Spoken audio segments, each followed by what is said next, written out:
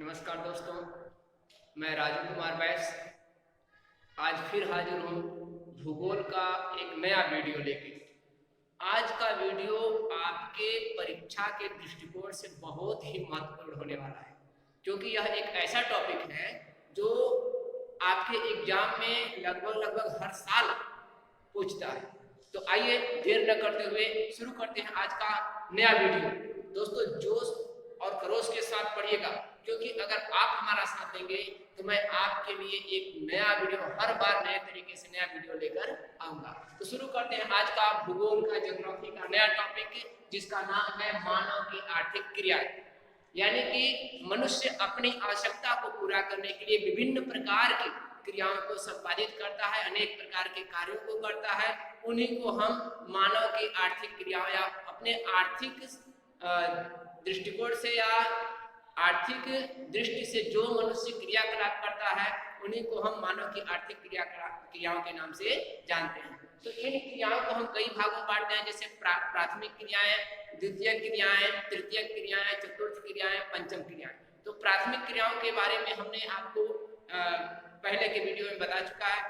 प्राथमिक क्रियाएं उन क्रियाओं को कहते हैं जिसमें प्राकृतिक संसाधनों का बिना उसके रूप में परिवर्तन किए सीधा उपयोग किया जाता है। उसी को हम प्राथमिक क्रिया के नाम से जानते हैं। जैसे समुद्र से मछली पालन करना है, मछली प्राप्त करना, जंगल से लकड़ी, कंदमूल, फल प्राप्त करना, भूमि से डायरेक्ट उस पर कृषि करना, खनिज को खोदना और पशुपालन करना, पशुचारण करना, ये सब आपका प्राथमिक क्रिया के अंतर्गत आता है। दूसरे पॉइंट पे हम आते हैं द्वितीय क्रियाएं। तो द्वितीय क्रियाएं उन सभी क्रियाओं को कहते हैं, या द्वितीय क्रिया के अंतर्गत वे सभी प्रकार की क्रियाएं सम्मिलित की जाती हैं जिसके अंतर्गत प्राथमिक क्रियाओं के माध्यम से प्राप्त संसाधनों या पदार्थों या प्राकृतिक संसाधनों के रूप में परिवर्तन करके उसे और अधिक मूल्यवान बनाया जाता है। यानी कि उन सभी क्रियाओं को हम द्वितीय क्रिया के नाम से जानते हैं, जिसमें प्राकृतिक संसाधनों के रूप में परिवर्तन या संशोधन करके उसे अधिक मूल्यवान बनाया जाता है। ध्यान दीजिएगा, द्वितीय क्रियाएं उन्हीं क्रियाओं को कहते हैं जिसमें प्राकृतिक संसाधनों के रूप में परिवर्तन करके या उनको संशोधन करके उसे और अधिक मूल्यवान बना दिया जाता है। उन्हीं सभी क्रियाओं को हम क्या कहते हैं? द्वितीय क्रिया के नाम से जानते हैं। यानी कि वह क्रियाएं जिनके अंतर्गत प्राकृतिक संसाधनों के रूप में परिवर्तन करके उसका उपभोग या इस्तेमाल किया जाता है, उन सभी क्रियाओं को हम द्वितीय क्रिया के नाम से जानते हैं। इन क्रिया के अंतर्गत सभी प्रकार के उद्योग धंधे आ जाते हैं। आप सोचिए कि कोई भी जो प्राकृतिक संसाधन हो गया, चाहे वह कच्चा लोहा हो गया, चाहे वह कपास हो गया, चाहे वह किसी भी प्रकार का कच्चा पदार्थ हो गया, उसे हम कहीं न कहीं किसी न किसी स्थान पर या कारखाने में हम क्या करते हैं? उसके रूप में परिवर्तित करते हैं या संशोधित करते हैं या नए पदार्थ का निर्माण करते हैं, नए प्रोडक्ट का निर्माण करते हैं उसी कच्चा माल का इस्तेमाल करके। यानी कि प्राकृतिक संसाधनों का सीधा उपयोग न करके जब हम उनके रूप में परिवर्तन करके इस्तेमाल करते हैं या उसका उपयोग करते हैं, तो उन्हीं क्रियाओं को हम द्वितीय क्रिया के नाम से जानते हैं। याद रखिएगा, जब प्राकृतिक संसाधनों के रूप में परिवर्तन किया जाता है तो वह अधिक मूल्यवान हो जाता है, यानी कि उसके मूल्य में वृद्धि हो जाती है। तो सभी प्रकार के उद्योग धंधे इस क्रिया के अंतर्गत आते हैं। आइए अब हम उदाहरण बताते हैं कि कौन कौन से उद्योग धंधे इसके अंतर्गत आते हैं। तो द्वितीय क्रियाओं के अंतर्गत आप देखेंगे कि लौह इस्पात उद्योग को हम आधारभूत उद्योग के नाम से भी जानते हैं। क्यों? क्योंकि आधारभूत उद्योग वह उद्योग होता है जो दूसरे उद्योगों के विकास के लिए आधार यानी कि नींव का काम करता है। तो ऐसे कोई उद्योग नहीं है जिसमें बिना लोहे का इस्तेमाल किए उसे संचालित किया जा सके। किसी भी उद्योग में मशीनों या उसके स्ट्रक्चर के लिए लोहे की आवश्यकता तो पड़ती ही है। इसलिए लौह इस्पात उद्योग और सीमेंट उद्योग को हम आधारभूत उद्योग के नाम से जानते हैं। तो लौह इस्पात उद्योग, वस्त्र उद्योग, चीनी उद्योग, सीमेंट उद्योग, यह सभी उद्योग क्या है? आपका द्वितीयक उद्योग के अंतर्गत आते हैं। आइए आगे चलते हैं उद्योगों के प्रकार। तो उद्योग होते कितने प्रकार के? उद्योग यानी कि फैक्ट्री, कल कारखाने कितने प्रकार के होते हैं? तो आकार की दृष्टि से हमने इसे 3 भागों में बांटा है। पहला है आपका कुटीर उद्योग। याद रखिएगा, आकार की दृष्टि से उद्योगों को हम 3 भागों में बांट सकते हैं। पहला है कुटीर उद्योग, दूसरा है लघु उद्योग, तीसरा है बृहद या बड़े पैमाने का उद्योग। तो कुटीर उद्योग किसे कहते हैं? कुटीर मतलब कुटिया, यानी कि घर में। कुटीर उद्योग वह उद्योग होता है जिसे घर के चारदीवारी के अंदर यानी चारदीवारी में ही घर के सदस्यों के द्वारा ही तैयार किया जाता है। जैसे पापड़ बनाना, नमकीन बनाना, अचार बनाना, कढ़ाई बुनाई करना, सिलाई करना, यह उद्योग कैसा उद्योग है? आपका कुटीर उद्योग है। इसमें बहुत कम पूंजी की आवश्यकता पड़ती है और मशीन का उपयोग नाम मात्र के लिए ही किया जाता है, यानी कि कुटिया में संपादित किए जाने वाले उद्योग को ही हम क्या कहते हैं? कुटीर उद्योग के नाम से जानते हैं। दूसरा पॉइंट है लघु उद्योग। लघु उद्योग वह उद्योग, लघु उद्योग को हम मध्यम पैमाने के उद्योग के नाम से भी जानते हैं। लघु उद्योग उन उद्योगों को कहते हैं जिसमें कम पूंजी और कम श्रमिकों की आवश्यकता होती है। ठीक है, तो लघु उद्योग के अंतर्गत में कम पूंजी और कम मशीनों की आवश्यकता होती है। इसमें क्या कहते हैं कि कम ही श्रमिक कार्य करते हैं। इसके अंतर्गत छोटे छोटे मशीनों के पार्ट बनाए जाते हैं, जैसे साइकिल के कुछ पार्ट बनाए, जैसे रेल का हो गया, टायर का हो गया, ट्यूब का हो गया, ऐसे ही करके छोटे छोटे पार्टों का निर्माण इस उद्योग के अंतर्गत किया जाता है। तीसरा उद्योग है बृहद या बड़े पैमाने का उद्योग। बृहद या बड़े पैमाने का उद्योग वह उद्योग होता है जिसमें अधिक पूंजी, अधिक श्रम और बृहद यानी कि बड़े बड़े मशीनों की सहायता से वस्तुओं का निर्माण किया जाता है या पदार्थों का निर्माण किया जाता है। यानी कि बृहद पैमाने के उद्योग में अधिक पूंजी, अधिक श्रम और बड़ी बड़ी मशीनों का इस्तेमाल किया जाता है। आइए दोस्तों आगे चलते हैं अगले पॉइंट पर। उद्योगों के स्थानीयकरण को प्रभावित करने वाले यानी कि ऐसे कौन कौन से कारक हैं जो किसी भी उद्योग को स्थापित करने में अहम भूमिका निभाते हैं। तो पहला पॉइंट है हमारा कच्चे माल की प्राप्ति। कोई भी उद्योग उसी स्थान पर स्थापित होता है जहां पर उस उद्योग से संबंधित कच्चा माल पर्याप्त मात्रा में पाया जाता है। अर्थात जहां पर कच्चा माल अधिक होगा वहीं पर उस कच्चे माल से संबंधित उद्योग धंधे स्थापित किए जाते हैं। जैसे जहां पर कच्चा लोहा, कोयला इत्यादि कच्चे माल होते हैं वहीं पर अधिक से अधिक लोहा इस्पात उद्योग स्थापित किया जाता है। दूसरा पॉइंट है हमारा शक्ति के संसाधन। शक्ति के संसाधन यानी कि वह साधन जिसकी सहायता से मशीनों या कल कारखाने के मशीनों को संचालित यानी कि चलाया जाता है, उनसे ऊर्जा की प्राप्ति होती है। जैसे कोयला हो गया और आपका पेट्रोल हो गया और प्राकृतिक गैस हो गए, जल विद्युत हो गया।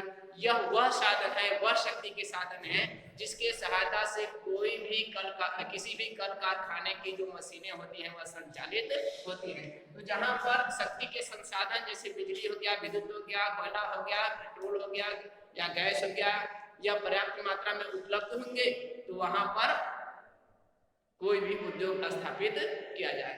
अगला पॉइंट है हमारा परिवहन एवं संचार के साधन। परि मतलब चारों तरफ, वहन मतलब जाना, यानी कि वह साधन जिसकी सहायता से हम किसी व्यक्ति, वस्तु या पदार्थ को एक स्थान से दूसरे स्थान की ओर ले जाते हैं या आवागमन करते हैं, उसी को हम परिवहन का साधन कहते हैं। तो किसी भी फैक्ट्री में हम उस उद्योग से संबंधित कच्चे माल को लाने या उस उद्योग से प्राप्त या पदार्थ को हम मार्केट या बाजार तक पहुंचाने के लिए क्या कहते हैं कि परिवहन के साधनों का इस्तेमाल करते हैं। यानी कि जहां पर परिवहन के साधन या संचार के साधन पर्याप्त मात्रा में उपलब्ध होंगे वहां पर कोई भी उद्योग स्थापित किया जा सकता है, क्योंकि परिवहन के साधन जहां उपलब्ध होंगे वहां पर आसानी से हम उत्पादित पदार्थ को हम मार्केट या बाजार तक ले जा सकते हैं और कच्चे माल को अपने फैक्ट्री तक ला सकते हैं। अगला पॉइंट है बाजार की निकटता।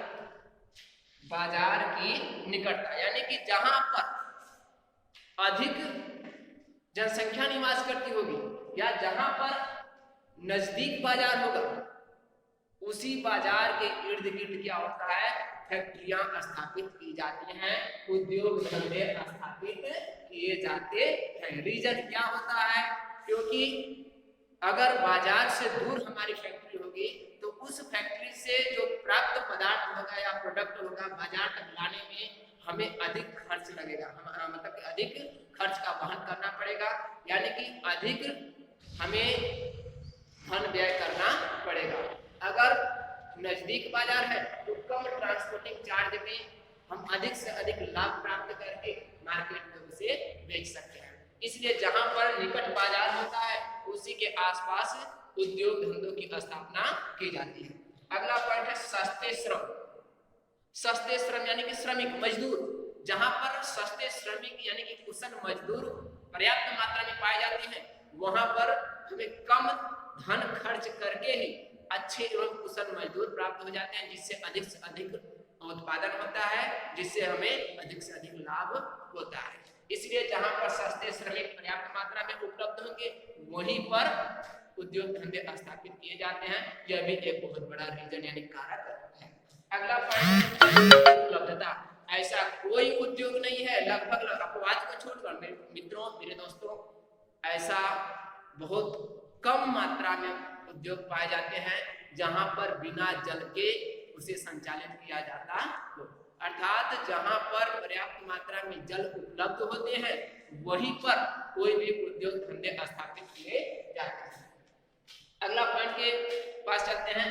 अगला हमारा 7वां पॉइंट है सस्ती भूमि, अर्थात जहां पर पर्याप्त मात्रा में सस्ती भूमि यानी कि जहां पर सस्ती भूमि उपलब्ध होती है, जहां पर उद्योग धंधे स्थापित करने के लिए हमें सस्ती भूमि मिल जाती है वहीं पर क्या होता है, उद्योग धंधे स्थापित किए जाते हैं। रीजन क्या है, क्योंकि अगर भूमि महंगी है तो उसके लिए हमें क्या करना होगा, अधिक से अधिक धन व्यय करना होगा। अगर भूमि सस्ती है तो हमें कम पैसे में ही अधिक भूमि मिल जाएगी, जिससे हम अपने उद्योग धंधे को स्थापित कर सकते हैं। अगला पॉइंट है हमारा 8वां पॉइंट, सरकारी नीति। अगर सरकारी नीति किसी भी उद्योग धंधे को बढ़ावा देती है या उसके विकास में वह बढ़ावा देती है तो वह उद्योग धंधा अधिक विकसित होता है। अगर सरकारी नीति सही नहीं है, अधिक टैक्स लगा रहा है, अधिक कर लगा रहा है सरकार, तो वहां पर कोई भी पूंजीपति उद्योग या उद्योग धंधा या फैक्ट्री लगाने की कोशिश नहीं करेगा, क्योंकि उसे लाभ कम होगा। अगर टैक्स कम है, कम कर देना पड़ रहा है, तो वहां पर कोई भी पूंजीपति उद्योग धंधे स्थापित करने के बारे में सोचेगा। अर्थात जहां पर सस्ती भूमि यानी कि सरकारी नीति अच्छी होती है वहां पर उद्योग धंधे स्थापित किए जाते हैं। और हमारा 9वां पॉइंट है पर्याप्त पूंजी। उद्योगों को स्थापित करने के लिए या कारखाने के निर्माण के लिए अधिक मात्रा में, पर्याप्त मात्रा में पूंजी की आवश्यकता होती है। अगर किसी भी देश में या किसी पूंजीपति के पास अधिक पूंजी है, अधिक धन है, तो वह आसानी से किसी भी स्थान पर उद्योग धंधे स्थापित कर सकता है। अगर पूंजी का अभाव है तो वहां पर उद्योग धंधों का भी अभाव पाया जाएगा। बच्चों, अब मेरा लास्ट पॉइंट है बैंकिंग सुविधा। अगर किसी स्थान पर या किसी क्षेत्र में बैंकिंग सुविधा, बैंक पर्याप्त मात्रा में है, वहां पर एटीएम है, तो वहां पर उद्योग धंधे हम आसानी से स्थापित कर सकते हैं। क्यों? रीजन यह है कि फैक्ट्रियों या उद्योग धंधों में अधिक श्रमिकों की आवश्यकता पड़ती है और उन श्रमिकों को उनके श्रम या उनके श्रम का मेहनताना देने के लिए या मजदूरी देने के लिए हमें बैंक की आवश्यकता पड़ेगी, क्योंकि कैश में हम इतनी अधिक मात्रा में धन लेकर एक स्थान से दूसरे स्थान की ओर नहीं जा सकते हैं। इसलिए अगर जहां पर बैंक रहेगा उनके खाते में हम आसानी से पैसे को ट्रांसफर कर सकते हैं।